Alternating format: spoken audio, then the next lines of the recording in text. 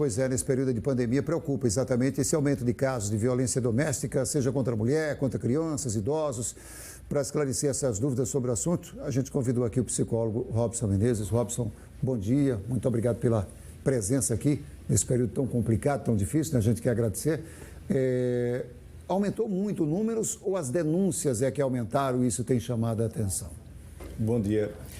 Veja, quando a gente pensa no cenário do abuso sexual infantil, a gente precisa entender que sempre o que é apresentado como dado é subnotificação. Mesmo que a gente tenha esse cenário do Disque 100 de 2011 a 2017 de 200 mil denúncias, isso é subnotificado.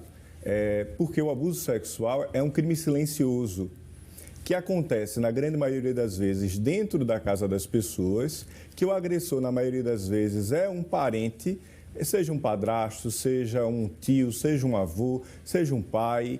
E aí o que é que acontece? Por conta disso, a situação muitas vezes é resolvida dentro de casa, o agressor é afastado ou silenciada.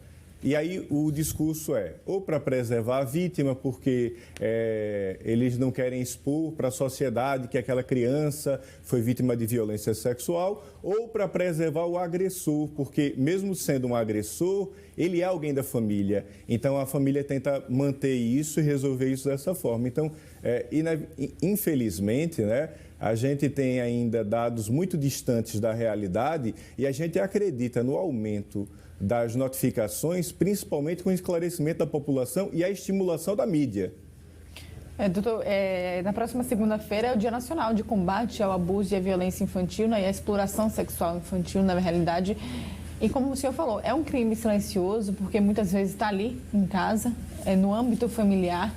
Existe algum sinal que a criança pode dar, que o vizinho pode perceber, ou até que a mãe, que não está acompanhando aquela situação, possa perceber que a criança ou o adolescente possam dar? É uma ótima pergunta. Inicialmente, eu queria ressaltar, porque a gente fala muito, né? Dia 18 de maio, dia do combate à violência sexual contra crianças e adolescentes. Mas, assim, é importante a gente esclarecer que essa data faz referência a uma criança, a Araceli, que foi abusada sexualmente e depois teve sua vida ceifada em 1973. E aí essa data é referente a esse crime que chocou a sociedade na época e aí a partir daí se estabeleceu que o dia 18 é o dia de lembrar que uma criança, mais uma criança, além de abusada, foi morta, e aí por conta disso é que a gente escolhe essa data para alertar a sociedade, para orientar. Quanto aos sinais e sintomas, a gente vai entender que isso vai variar. Por mais que a gente tenha literatura descrevendo que os sinais são a mudança do comportamento social, insônia, pesadelo, dificuldade de lidar com o adulto, às vezes uma sexualidade que acaba sendo acelerada, desenhos com agressividade, são sinais comuns. Mas a gente não pode acreditar que toda criança ou adolescente abusado vai apresentar esse tipo de sinal, porque a gente precisa entender como é que a criança ou adolescente percebe esse abuso. Porque nós temos um cenário de crianças que são abusadas e que entendem que aquilo é uma violência ou que sofreram uma violência, e outras crianças que têm um vínculo afetivo tão forte com esse agressor que não conseguem perceber aquilo como um ato de violência. Então, muitas vezes, elas até criam um afeto maior, porque existe um contato, porque existe uma carícia. Então, o agressor entende que ele está cometendo um crime. Essa criança não. Então, às vezes, a coisa é mais silenciosa ainda, porque a mãe ou a avó não percebe uma mudança do comportamento, porque a criança também não percebe aquilo como uma agressão.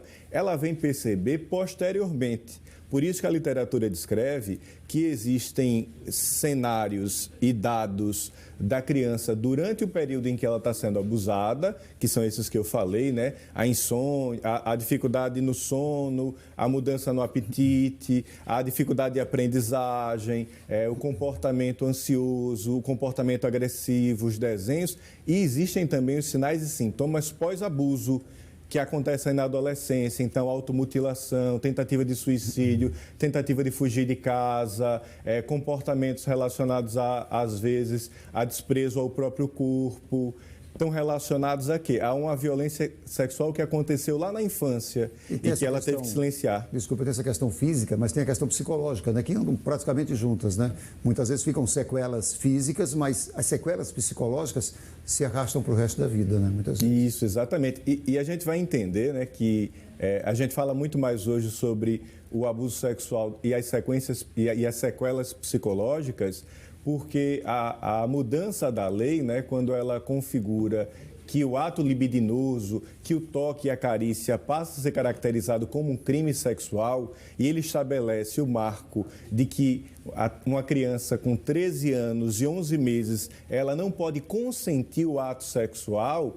Então, o que é que acontece com isso? A gente passa a ter o toque, que é algo que a sociedade vende como algo positivo, satisfatório, agradável, algo proibido para esse público, que muitas vezes acredita, inclusive, que pode consentir, por exemplo. Então, quando a gente vai para os dados do Disque 100, dessa pesquisa que eles citam, né, que eu referenciei, 2011-2017, ele fala que o público principal de denúncia são meninas de 10 a 14 anos, nessa faixa etária. E aí, esse público é um público que muitas vezes já tem uma estimulação, já existe uma estimulação, não há um acompanhamento adequado por parte da família em relação à percepção dessa estimulação, começa a apresentar sinais do corpo, que começa a se apresentar da puberdade. E aí o que é que acontece? Ela começa a entender que ela pode se relacionar, que ela já pode ser tocada, começa a vir a curiosidade, e aí é nesse espaço de dúvida, de confusão, de tornar-se mulher, e é claro, tornar-se homem também, porque o crime acontece tanto com meninas como meninos, prioritariamente com meninas, é que entra o abusador, é que entra aquele que se aproveita da situação para explorar a imaturidade, a ingenuidade da criança ou do adolescente. A Sofia falou logo sobre essa questão dos sintomas, como é que você descobre, tem que ficar atento aos sinais. A família ajuda e a família também, às vezes, prejudica porque abafa isso dentro da própria família, né? Isso é um problema muito sério também. Tenta-se resolver tudo ali para não se levar aquilo adiante, para não expor o abusador, não expor a criança. Esse é outro problema também, né, Robson? Isso, exato. E aí, é claro, muitas vezes isso também é motivado pelo fato de que é um crime difícil de comprovação. Veja o cenário, né? Uma coisa é um adolescente que está voltando para casa da escola à noite, por exemplo, e aí alguém puxa ela para um matagal e violenta ela sexualmente, uma testemunha vê, há uma comprovação que você vai fazer o exame físico, o exame de corpo de delito, e aí você confirma que houve um crime de violência e você tem ali uma testemunha que percebeu que aconteceu o crime e quem é o agressor. Essa pessoa, bem provavelmente, vai ser presa. Agora, veja um outro cenário.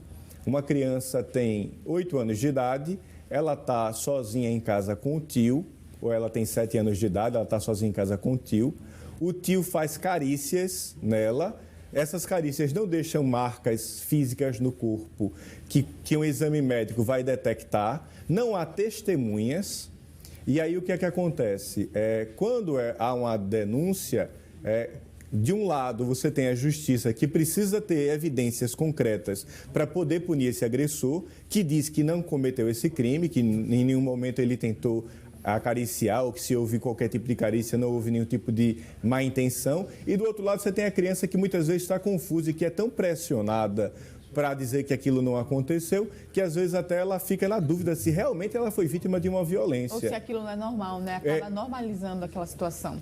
E, Robson, explica outra coisa também. A pedofilia é uma coisa tão absurda que a gente é difícil acreditar que esse tipo de coisa acontece.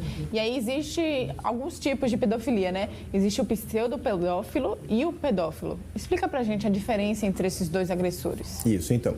A literatura tem vários olhares sobre a situação relacionada à pedofilia. Eu gosto muito dessa abordagem do pseudopedófilo e do pedófilo, né? Então, a literatura descreve que o pseudopedófilo é o abusador situacional.